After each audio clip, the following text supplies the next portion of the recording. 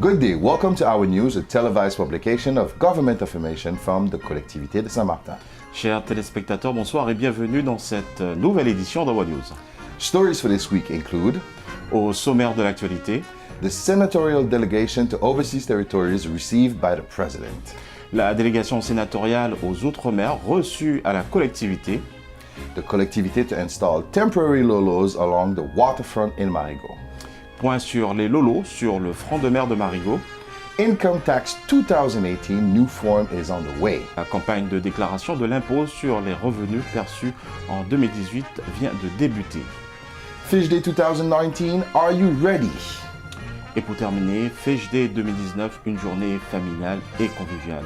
Voici les titres que nous développerons dans ce journal.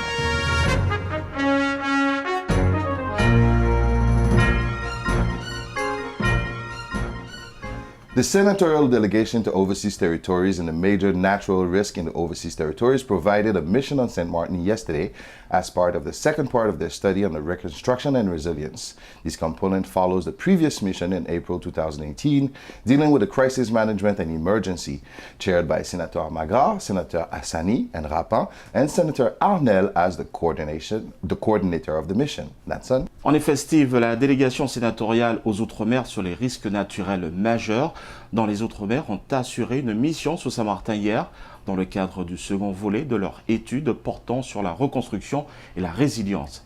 Ce volet fait suite à leur précédente mission en avril 2018 portant sur la gestion de crise et de l'urgence. Présidée par le sénateur Magras, les sénateurs Hassani et Rapin et le sénateur Arnel, rapporteur coordonnateur. Écoutons-le. Ce qu'il faut savoir, c'est que cette mission sénatoriale, c'est la suite d'une première mission qui a eu lieu déjà suite aux événements d'Irma sur les risques majeurs. Et donc, il nous a semblé utile de revenir sur le territoire pour aborder le deuxième segment qui concerne la reconstruction et la résilience des territoires et l'accompagnement à la fois psychologique des populations. Et donc, nous avons eu déjà une série d'auditions avec les assureurs, les bailleurs sociaux, le conseil de quartier hier soir, les acteurs économiques. Et puis, tout à l'heure, nous sommes reçus ici en collectivité par le président et son équipe pour parler aussi des freins, des difficultés, du financement de la reconstruction et des adaptations nécessaires. Alors, ce qu'il est important de retenir, c'est que cette mission sénatoriale est là pour formuler des préconisations. Et c'est ce qui est essentiel pour nous. C'est obtenir ce retour d'expérience, maintenant que la tension est un petit peu redescendue, pour pouvoir justement ne pas reproduire les mêmes erreurs si d'aventure un phénomène, et malheureusement, nous le savons au regard du réchauffement climatique, que des événements sismiques, cycloniques, etc. vont se reproduire. Comment préparer nos populations à être prêts à avoir davantage de réflexes, puisque nous ne pourrons pas quitter nos territoires, nous ne pourrons pas déplacer les populations. Il nous faut apprendre à vivre avec le risque. Donc ces échanges aujourd'hui s'inscrivent dans cette logique d'échange avec les acteurs locaux, avec la population et bien entendu dans l'objectif, c'est que nos préconisations puissent être reprises après, soit par le Sénat, soit par l'Assemblée nationale, mais plus particulièrement par le gouvernement pour pouvoir justement faire des propositions en termes de projet de loi ou de propositions de loi pour que ce travail ne reste pas simplement un rapport de plus, mais serve véritablement nos territoires dans sa perception de l'avenir. The collectivity is engaged on many fronts. Let's sum them up. The projects of the new Carbe of Orion Bay, the development of the new Lolo's Market in Marigot, the repair of Port La Royale Marina, the development of the waterfront by the cemetery, the renovation of the Courthouse Square, as well as the construction of the House of Association in Grand Cars will be the main focus on the year 2019. The construction of the new College 900 is scheduled to begin late 2019, early 2020. Meanwhile, 14 prefabricated classes will be built to accommodate the Swaliga College students housed at the Robert Venom School District since Irma passages. We spoke to Head of Project Isabelle Goritza to get more details on the waterfront Lolos. The decision has been taken to, seeing that the old Lolo restaurants have been damaged by armor, the decision has been taken to install a temporary structure that will be done with movable containers. Well, the project has the replacement of the 14 restaurant actually that's located at the Lolos. You have also a certain amount of bars that are also there and a certain amount of boutiques. So everything that is actually at the Lolos will be moved to this new location so that the Lolos could be demolished. The fruits and vegetables and the fish market will remain, and next to that we'll have the temporary station for the Lolos. Well, by the end of June, beginning of July, the project should be entirely completed. And the Lolos, once we do all of the different diagnoses that we have to do, will be demolished. As President Daniel Gibbs pointed out, the collectivity carries its resources, realistic and achievable projects that are local projects aimed to improving the living environments of St. Martiners. Note that the meeting with the Minister of Overseas, Annick Girardin, on April 13 has helped review the terms of state support to reconstruction of St. Martin. An amendment to protocol signed in November 2017 may be endorsed soon, according to the Minister. To redefine this support, a new state-com partnership more focused on the future projects seem to be emerging. Concerted work will also be undertaken with the state services to initiate these changes and carry out financial review to the collectivity budget in line with this new agreement. That's it. Et oui, Steve, les projets des nouveaux carbets d'Orient B, l'aménagement des nouveaux lolos du marché de Marigot, la réparation de la marina Port-la-Royale, l'aménagement de la partie front de mer devant le cimetière, la rénovation de la place du tribunal à Marigot, ainsi que la construction de la maison des associations de Grand Case vont animer l'année 2019. La construction du nouveau collège 900 est prévue et censée débuter fin 2019, début 2020. En attendant, 14 classes préfabriquées seront construites pour accueillir les élèves du collège Swaliga, logés à la cité scolaire Robert Vedom depuis le passage Irma. Écoutons ensemble Isabelle Goizia sur les lolos du front de mer. Nous savons que les lolos ont été sévèrement endommagés par Irma. Et par rapport donc, à ce projet, la collectivité donc, a engagé de pouvoir reloger temporairement les restaurateurs des lolos. Aujourd'hui, nous allons installer donc, un projet sous forme de conteneurs maritimes. Ces conteneurs seront aménagés, prééquipés pour pouvoir recevoir donc, les 14 restaurants du front de mer, plus les boutiques, plus les commerces.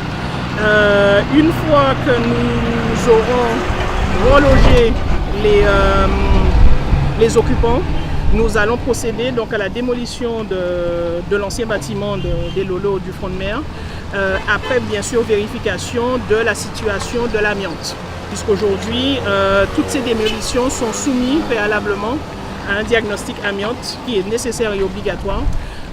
Donc une fois que ça sera réalisé, nous allons pouvoir procéder à la démolition des anciens lolos du front de mer. Comme l'a précisé le président Daniel Gibbs, la collectivité porte avec les moyens qui sont les siens des projets réalisés et réalisables qui sont des projets de proximité visant à améliorer le cadre de vie des Saint-Martinois. Notons que la rencontre avec la ministre des Outre-mer, Annick Girardin, le 13 avril dernier, a permis de revoir les termes de l'accompagnement de l'État à la reconstruction de Saint-Martin. Un avenant au protocole signé en novembre 2017 pourra être entériné prochainement, selon la ministre, pour redéfinir cet accompagnement. Un nouveau partenariat État-Com davantage tourné vers les projets d'avenir semble se dessiner. Un travail concerté devra par ailleurs être engagé avec les services de l'État pour engager ces modifications et effectuer une révision financière du budget de la collectivité en cohérence avec ce nouvel accord. Steve. The campaign to declare your income tax collected in 2018 has just begun. You will soon receive by mail your declaration form for the past year. The declaration income is actually much more than administrative formality. It generates tax revenue that are directly allocated to the development of our territory. As you know, we particularly need this year for our reconstruction and development project. Declaring your tax, therefore, is a strong citizen act, a major contribution for Saint-Martin. Forms and notices relevant to your declaration are already downloadable on the website of the Collectivité de Saint-Martin. The fiscal pole of the Public Finance Center of Saint-Martin will welcome users who wish to receive help for their declaration from May 6 to May 31st, 2019, from 8 a.m. to 2 p.m. Monday, Tuesday, and Thursday, and from 8 a.m. to 12 p.m. Wednesday and Friday. That's it.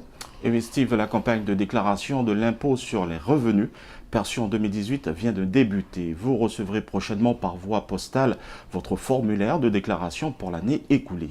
La déclaration des revenus est en réalité bien plus qu'une formalité administrative.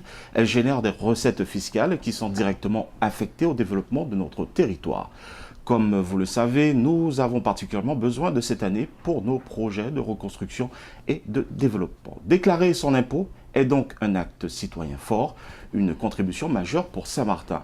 Les formulaires et les notices utiles à votre déclaration sont d'ores et déjà téléchargeables sur le site internet de la collectivité, juste affiché en bas de votre écran.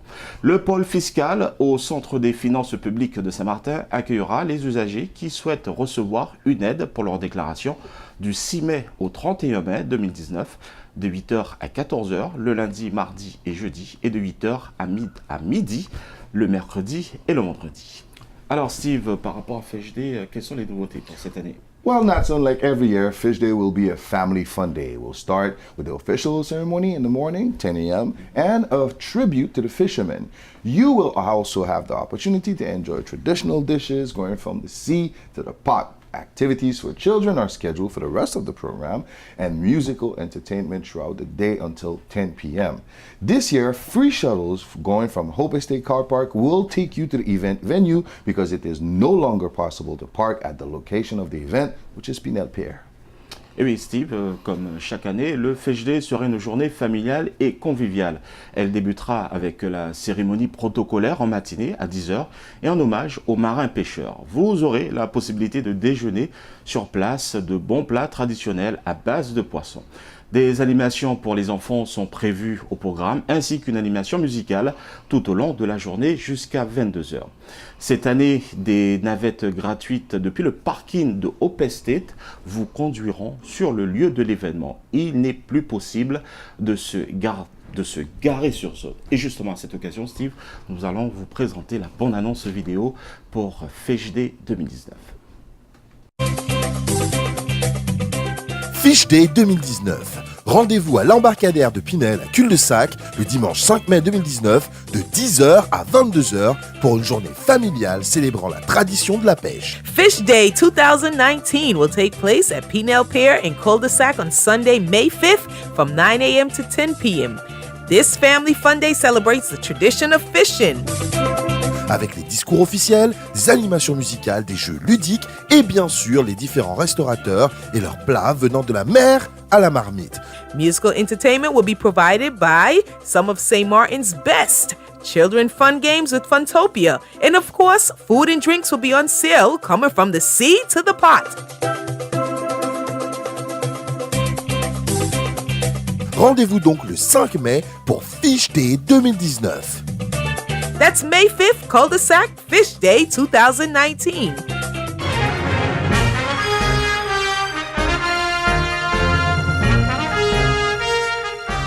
Well, Natson, thank you for having me. This wraps up this edition of Our News. Don't forget to like us on Facebook at Collectivité de Saint-Martin /Our News, and you may also visit our website www.saintmartin.fr. You may also listen to us every Monday at 12 noon on your favorite local radio station, SOS Radio 95.9, Ute Radio 92.5, and Radio Saint Martin 101.5. Et oui Steve, vous pouvez suivre toute l'actualité de la collectivité en allant sur notre page Facebook, Collectivité de Saint-Martin /Our News, ou tout simplement visiter notre site internet. Vous pouvez également nous écouter tous les lundis à partir de midi sur SOS Radio 95.9, Ute Radio sur 92.5 et Radio Saint-Martin sur la 101.5. On behalf of the Communication Department of the Collectivité de Saint-Martin, my name is Steve Brookson. Natson Paul. And we wish you a good evening. Bonsoir à tous.